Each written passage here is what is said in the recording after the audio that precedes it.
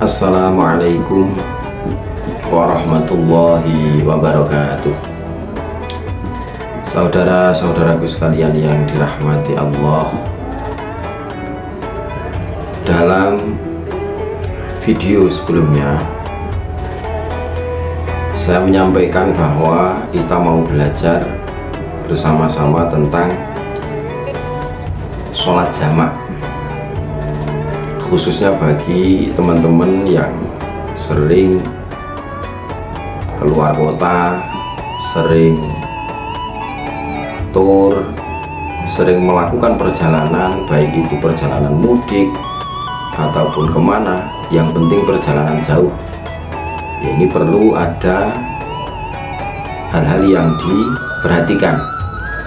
Jangan sampai kita sebagai orang muslim, walaupun di perjalanan, kita tetap harus melaksanakan sholat. Maka kita harus tahu ilmunya, agar walaupun kita di perjalanan, kita tidak meninggalkan sholat 5 waktu, kita tetap mengerjakan sholat, kita tetap menjaga terhadap kewajiban kita sebagai orang Islam. Jadi bukan sebagai alasan, tidak menjadi sebuah alasan perjalanan itu untuk meninggalkan sholat. Kalau kita tahu ilmunya, kita bisa menyesuaikan diri. Kalau kita berada di rumah, kita bisa mengerjakan sholat secara adaan atau dalam waktunya secara sempurna. Namun ketika kita dalam perjalanan, mungkin karena waktu atau mungkin karena perjalanannya, sehingga kita sulit untuk bisa mengerjakan sholat 5 waktu sesuai dengan waktunya, ataupun mengerjakan sholat 5 waktu sebagaimana biasanya ketika kita berada di rumah. Maka kita harus belajar, kita harus tahu tentang bagaimana caranya melaksanakan sholat ketika kita dalam perjalanan. Untuk mempersingkat waktu, mari langsung saja kita belajar tentang sholat yang bisa kita kerjakan ketika dalam perjalanan. Yang pertama adalah sholat qashar. Akan kita bagi pengertian daripada sholat qashar, kemudian syaratnya melaksanakan sholat qashar, kemudian niat pelaksanaan sholat qashar. Yang pertama kita awali dengan pengertian daripada sholat qashar itu sendiri. Sholat qashar adalah, atau qashar itu adalah meringkas rakaat sholat fardu selain sholat subuh dan sholat maghrib. Jadi yang aslinya 4 rakaat kemudian diringkas menjadi 2 rakaat. Yang bisa diqashar adalah sholat yang 4 rakaat, sehingga sholat subuh, sholat maghrib tidak bisa diqashar. Itu pengertian daripada qashar. Jadi meringkas rakaat sholat menjadi 2 rakaat. Kemudian persyaratan untuk diperbolehkan melakukan sholat secara qashar. Sebab tidak semua perjalanan itu boleh untuk mengqashar sholat. Contohnya umpamanya teman-teman melakukan perjalanan hanya di dalam kota, walaupun berangkat dari rumah itu pagi, pulang sampai sore, ini tetap tidak diperbolehkan untuk mengqashar sholat. Maka kita harus mengetahui syarat-syarat diperbolehkan untuk mengqashar sholat atau meringkas sholat. Tidak semua perjalanan itu diperbolehkan.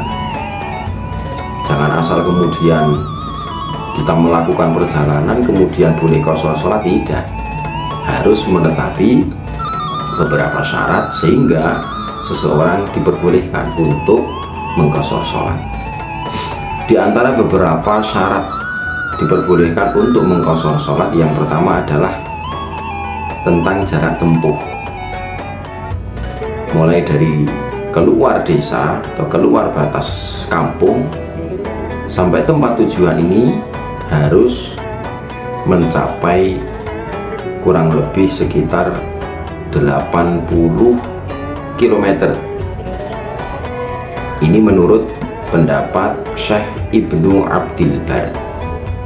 Dia berpendapat bahwa ketika jarak tempuh perjalanan seseorang ini telah mencapai batas minimal 80,54 km, maka sudah diperbolehkan untuk melaksanakan qashar sholat. Menurut pendapat yang lain, ada yang mengatakan jarak tempuhnya adalah 85 km. Ini baru diperbolehkan untuk mengqashar sholat. Jadi kalau cuman berada di dalam kota, satu kabupaten, satu kota, perjalanan dari rumah ke pasar atau ke tetangga kecamatan ataupun tetangga kabupaten saja, ya ini belum diperbolehkan untuk melakukan qashar sholat. Maka minimal jarak tempuhnya adalah 80,54 km. Kemudian syarat yang kedua adalah seseorang yang ingin melaksanakan qashar sholat harus mengetahui tentang bahwa sholat itu boleh untuk diqashar. Jadi mengqashar sholat itu sesuatu yang diperbolehkan. Ini harus tahu. Kemudian yang selanjutnya adalah tujuan daripada perjalanannya orang tersebut tidak untuk bermaksiat.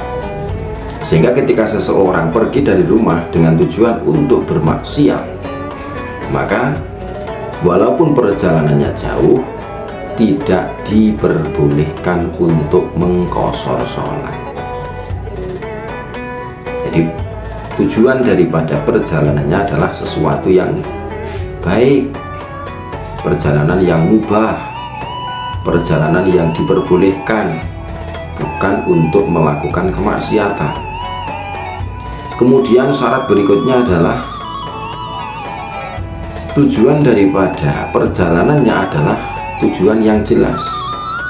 Jadi perjalanan dari rumah sampai ke tempat yang akan dituju ini harus jelas, bukan dalam keadaan bingung.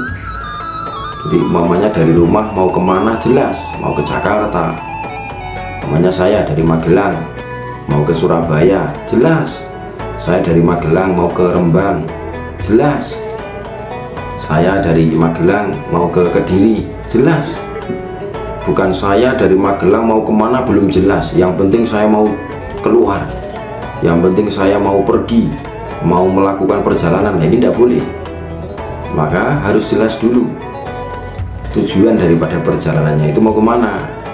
Nah, ini termasuk diantara syarat-syarat diperbolehkan untuk mengqashar sholat. Untuk berikutnya adalah melakukan niat ketika takbiratul ihram. Jadi melakukan niat qashar ketika takbiratul ihram. Untuk selanjutnya adalah selalu menjaga kemantapan untuk qashar selama sholat.